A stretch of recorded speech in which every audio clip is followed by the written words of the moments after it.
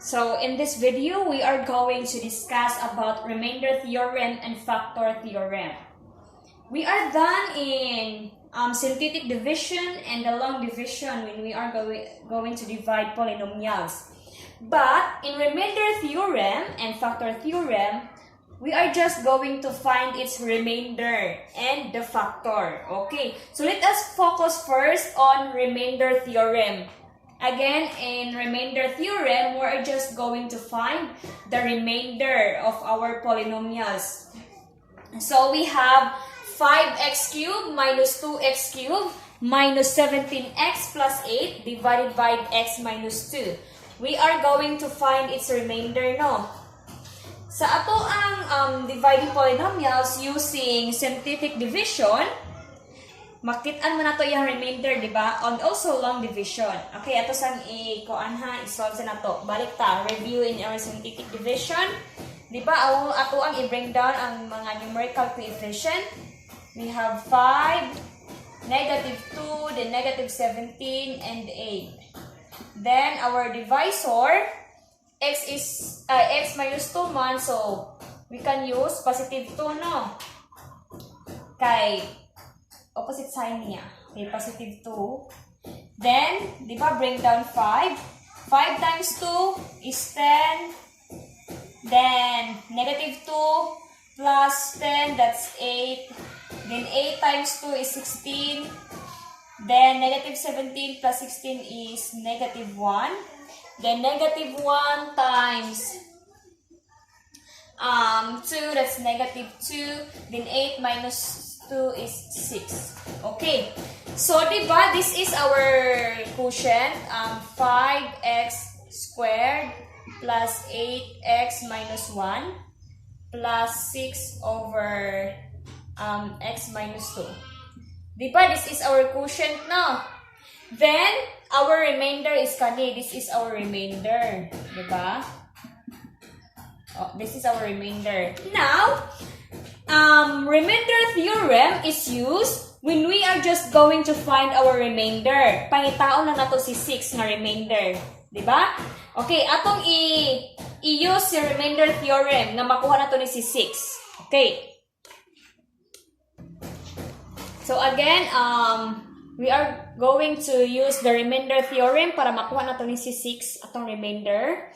Diba? We have 5x cubed minus 2x squared.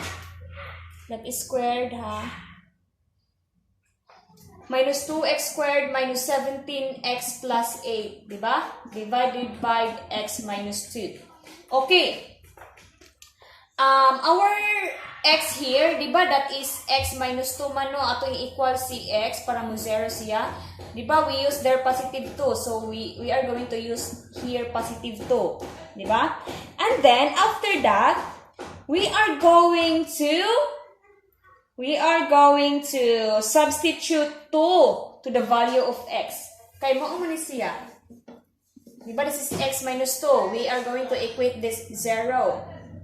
So, x equals 2. Positive 2, diba? That's why, mo na itong i-use dito.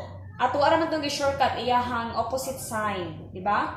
Opposite sign, that's why we have positive 2. So, our x is 2. Okay? In using remainder theorem to find our remainder, we are just going to substitute the value of x. So, what is our x? X na to is 2, di ba? So, ato arang i-substitute si 2 means, substitute means, ilisa na to og 2 si x. Okay, naata dire.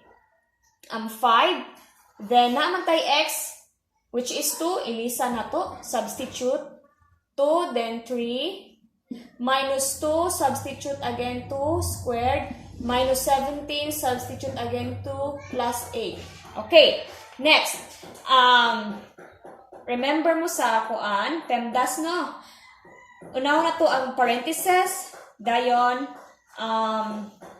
multiplication, division, addition, and subtraction. So first naman tay exponent, PEMDAS, parentheses, exponent, multiplication, division, addition, and subtraction. So since we have an exponent, so we are going to solve first our exponent. So we have here 5. Then what is 2 cubed? 2 cubed means 2 times 2 times 2 is 8. So that is 8 minus 2.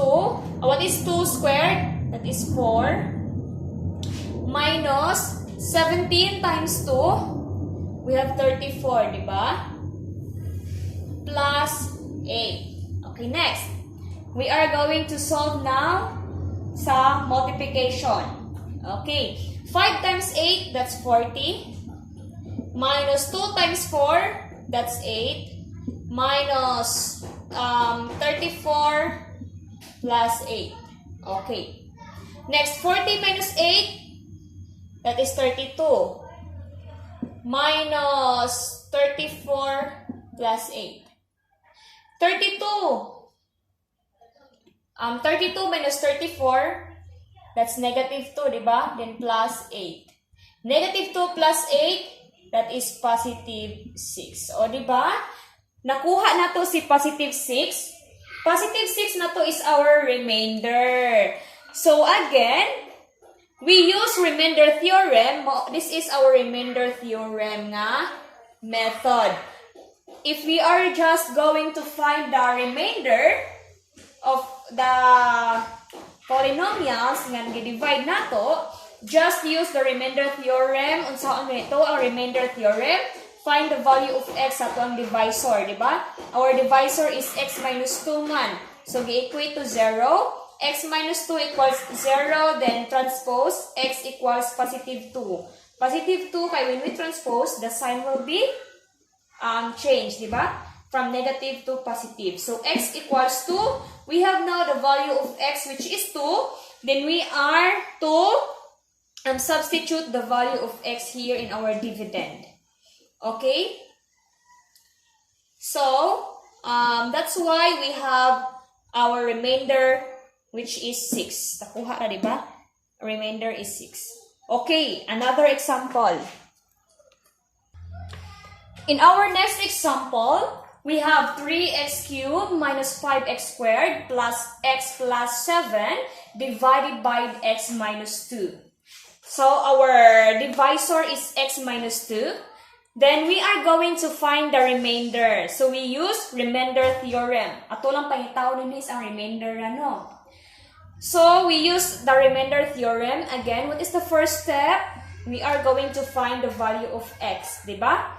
Our x is, that is x minus 2 man, no? So, i-equate ito into 0.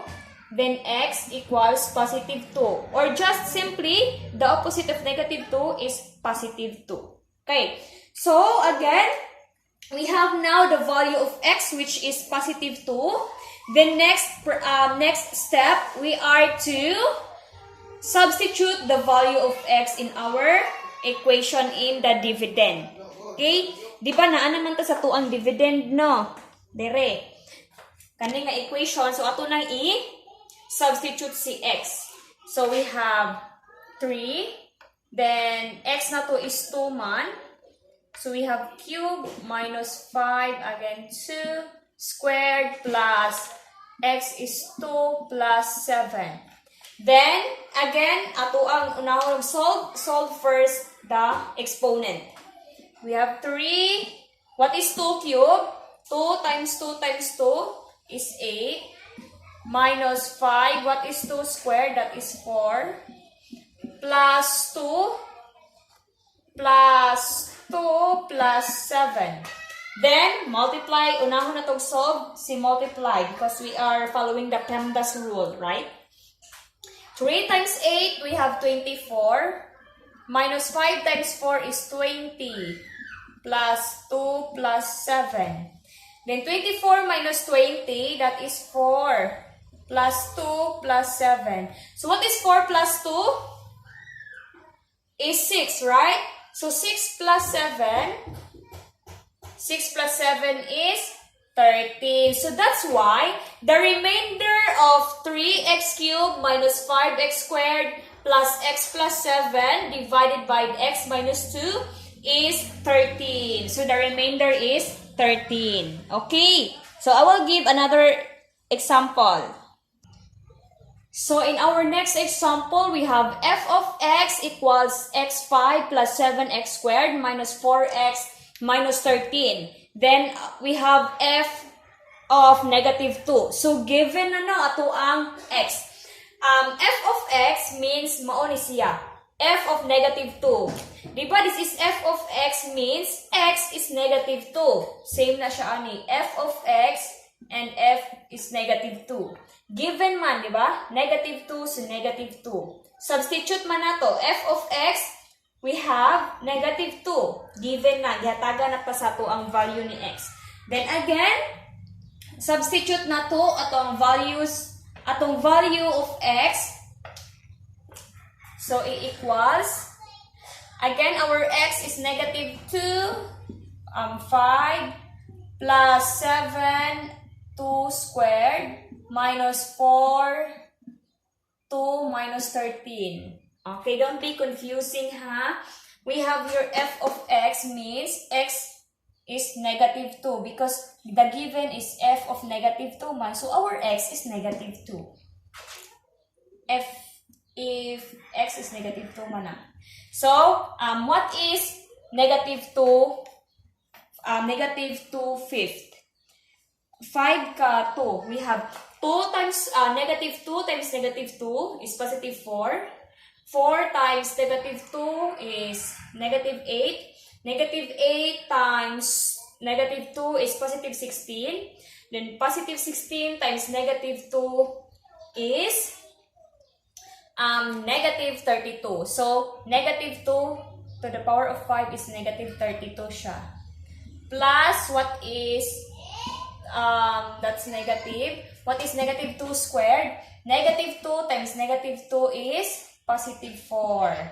Minus, what is 4 times negative 2? That is negative 8 minus 13.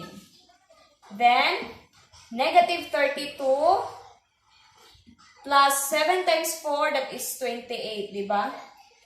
Then, minus negative 8, it will become positive 8. Then, minus 13.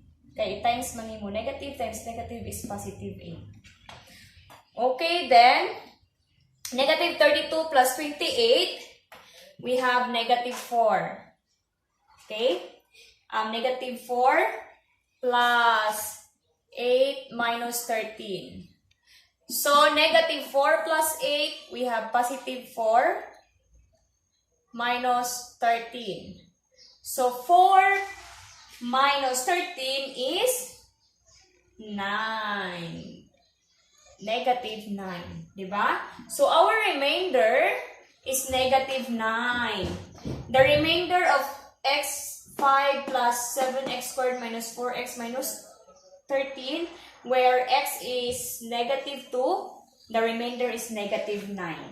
Okay? Yan na ka-simple. Just substitute the value of x. Okay, that's all for remainder theorem. Next video will be follow the factor theorem.